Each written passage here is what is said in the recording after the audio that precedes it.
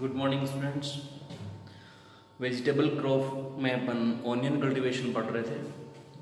Onion cultivation में अपन ने अब तक scientific name, native place, family, climate, soil requirement और वेराइटीज पर डिस्कशन कर चुके हैं।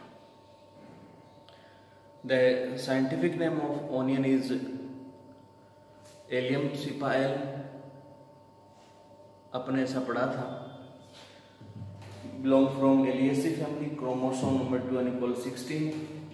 अब अपन बच्चों पढ़ने वाले हैं soil preparation, manure and fertilizer of onion growth.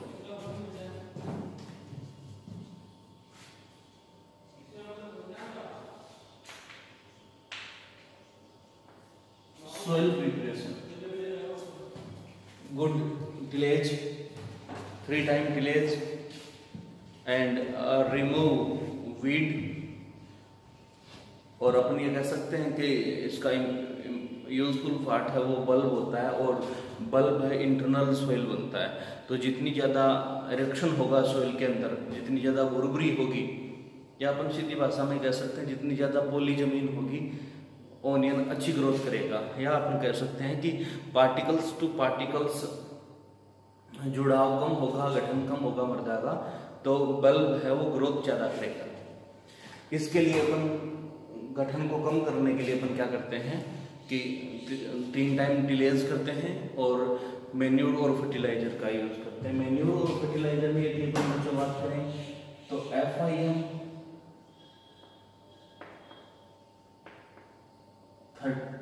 13 ton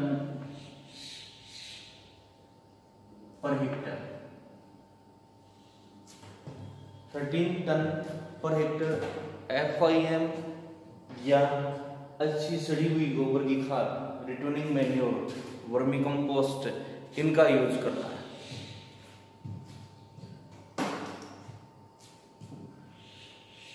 nitrogen 100 kg per hectare, phosphorus 50 kg per hectare and potash 100 kg per hectare. और at the time of soil preparation 400 kg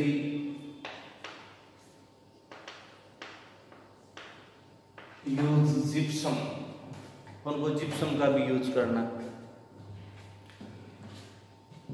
जैसा अपन जानते हैं, as you know, good supply of nitrogen, urea, supply of phosphorus, SP, SSP, DSP, TSP, and good supply of potash, muriate of potash या sulphate of potash, MOP या SOP।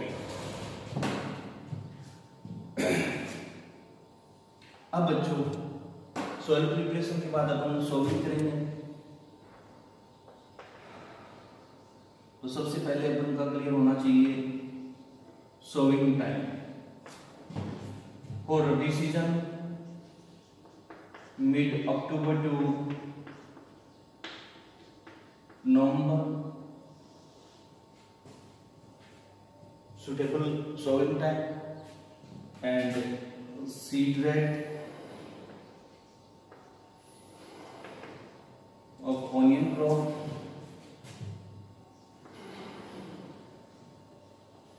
if applied sowing method is broadcast method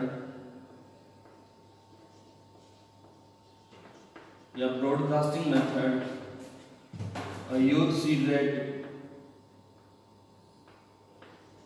20 to 25 kg per hectare, and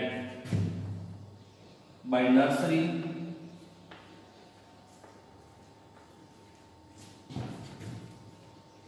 required seed rate is 8 to 10 kg per hectare, and if you applied method is bulb method,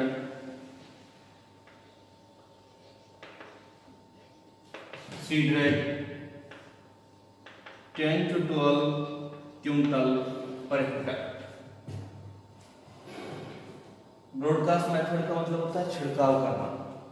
यदि अपन बीजों को छिड़काव विधि से बुआई कर रहे हैं, डायरेक्ट सोइंग यदि अपन कर रहे हैं, तो अपन को सीड रेट रिक्वायरमेंट होगी 20 to 25 kg पर हेक्टर। यदि अपन नर्सरी के अंदर सोइंग कर रहे हैं और उसके बाद ट्रांसप्लांटिंग करेंगे तो अपन को सीड रेट रिक्वायरमेंट होगी 9 to 10 kg per Hector. By bulb, यदि अपन डायरेक्ट बल्ब लगा रहे हैं खेत के अंदर मेन क्रॉप के रूप में, तो अपन की सीड रिक्वायरमेंट होगी वो होगी 10 to 12 क्विंटल पर हेक्टर। वो केजी में है दोनों, ये क्विंटल में। अब बच्चों nursery area,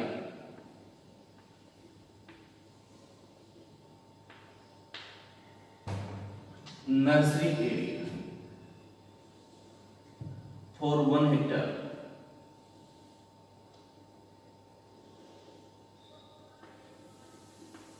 500 metre square nursery area sufficient for 1 hectare main crop area. यदि अपन 500 मीटर स्क्वायर एरिया में नर्सरी प्रिपेयर करते हैं तो उस प्लांट को अपन 1 हेक्टर एरिया में लगा सकते हैं। अब बच्चों ये हेक्टर वाला मैंने आपको बताया था, आपका क्लियर होना चाहिए। 1 हेक्टर इक्वल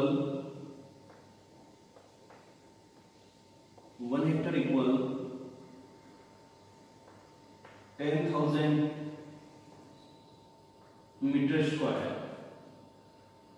और आप बीघा के बारे में भी जानते हैं, 1 बीघा का मतलब होता है 2500 मीटर स्क्वायर। 2500 मीटर स्क्वायर, इस हिसाब से 1 हेक्टर के अंदर कितने बीघा है? 10,000 में 25 का भाग देने, 10,000 डिवाइड फ्रॉम 4 बीघा, यानी 1 हेक्टर में 4 बीघा हो गए। अब बच्चों जितने राजस्थान के क्लाइमेट्रिक जोन हैं, जैसे राजस्थान को 10 क्लाइमेट्रिक जोन में डिवाइड किया गया है। अब ये 10 क्लाइमेट्रिक जोन एक बार अपन रफली पढ़ लेते हैं। क्लाइमेट्रिक जोन फेस्ट, इस फेस्ट के 3 पार्ट हैं। Climatic zone first A, climatic zone first B, climatic zone first C. Climatic zone second के 2 पार्ट हैं, क्लाइमेट्रिक जोन सेकंड ए और second B. Climatic zone third, climatic zone third के भी 2 भाग हैं, third A and third B. Climatic zone fourth A and fourth B. Climatic zone fifth, ये गरीब अकेला ही है।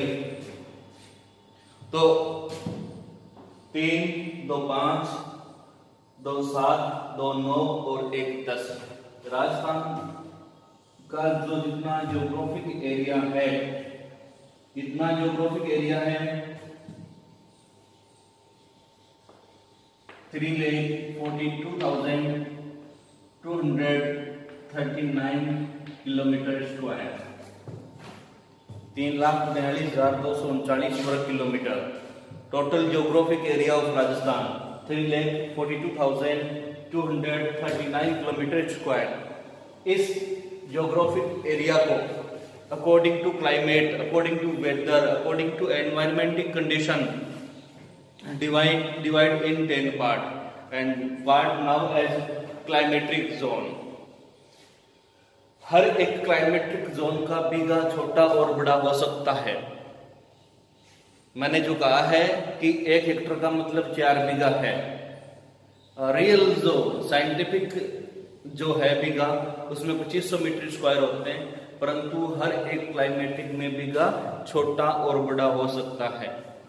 हो सकता है आपके वहां बीघा बड़ा होता हो, यानी 2500 मीटर स्क्वायर का होता हो सकता है कहीं बीघा छोटा हो।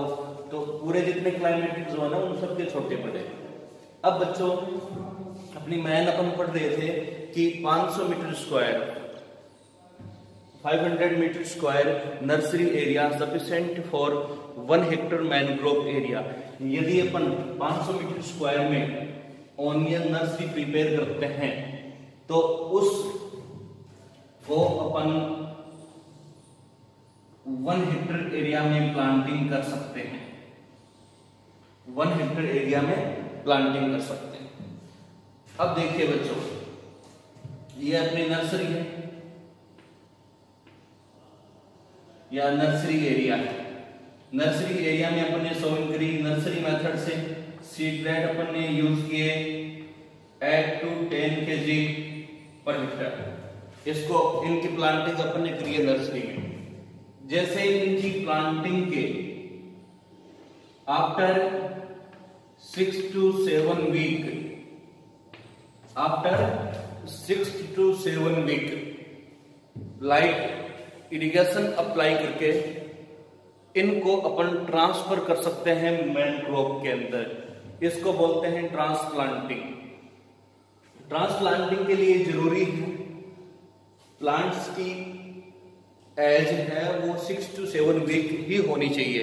यदि इससे बहुत ज्यादा कम है या बहुत ज्यादा है तो रूट्स हैं वो लगभग परमानेंट होने लगती हैं और बाद में इसकी ट्रांसप्लांटिंग करना पॉसिबल नहीं होता। जैसे ही 6 to 7 वीक के प्लांट्स हो जाएं, इनको मैन फील्ड में ट्रांसफर करने से पहले अपन को ट्रीट करना होगा। इसके लिए अपन बाविस्टान का यूज करेंगे। बाविस्टान का यूज कर सकते हैं, डाइथेन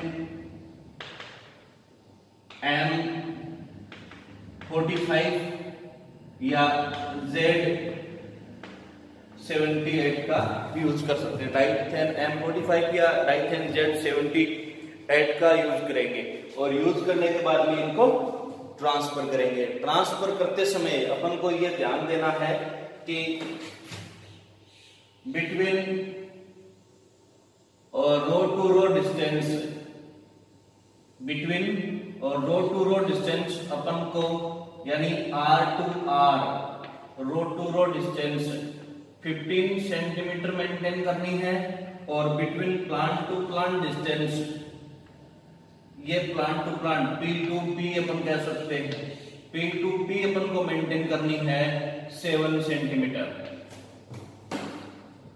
और जैसे ही प्लांटिंग अपन ने करी है, शाम को हल्की सिंचाई कर देंगे, लाइट इरिगेशन अप्लाई करेंगे। अब देखिए बच्चों, इरिगेशन किस प्रकार से अपन करते जाएंगे।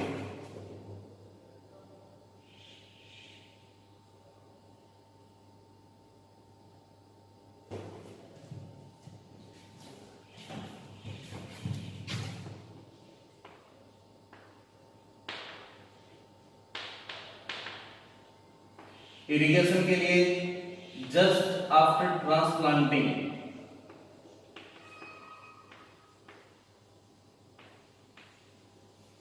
just after transplanting and in summer season 10 to 12 days interval and in rainy season 12 to 15 days interval। Critical period of onion की यदि अपन बात करें, अब ये आ गया कि ये क्रिटिकल पीरियड क्या है। क्रिटिकल पीरियड मीन्स किसी भी क्रॉप की वह कंडीशन जब उसे वाटर रिक्वायरमेंट सबसे ज्यादा होती है। यदि उस कंडीशन में वाटर की सप्लाई अपन नहीं कर पाते हैं तो प्लांट्स पर हार्मफुल इफेक्ट पड़ता है और क्रॉप प्रोडक्शन कम हो जाती है। तो इरिगेशन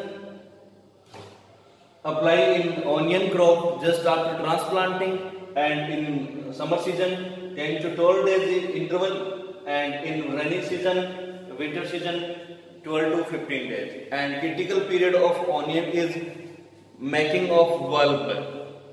बल्ब बनते समय है वो सिंचाई अपन को करनी चाहिए, इरिगेशन अप्लाई करनी चाहिए। उम्मीद करता हूं यहां तक आपका पूरा क्लियर हुआ होगा। एक बार आप अपन फिर इसके बारे में पढ़ सकते हैं, रिपीट अपन करें तो the requirement of manure and fertiliser for onion crop FIM farm yard manure should be applied 30 ton per hectare, return manure, organic manure, and nitrogen 100 kg per hectare. Good source of nitrogen is urea, and phosphorus 50 kg per hectare, potash 100 kg per hectare, and 400 kg gypsum per hectare. Time of sowing mid October to mid November for Rabi season crops. Rabi season crops, and seed red applied by broadcast method 20 to 25 kg per hectare, and by nursery sowing method 8 to 10 kg per hectare, and by bulk method 10 to 12 quintal per hectare. Applied by nursery method, nursery area requirement is 500 meter square. 500 meter square for 1 hectare main crop area. Sowing, transplanting after sowing 6 to 7 weeks. Before transplanting, bulb treatment by Bavistan Dithen M45, Dithen Z78. Irrigation should be applied just after transplanting and 10 to 12 days interval, and at the time of critical period. Critical period is making of bulb. उम्मीद करता हूँ अच्छे से समझ में आया होगा। Next insect and disease and other management upon next video में पढ़ेंगे। धन्यवाद।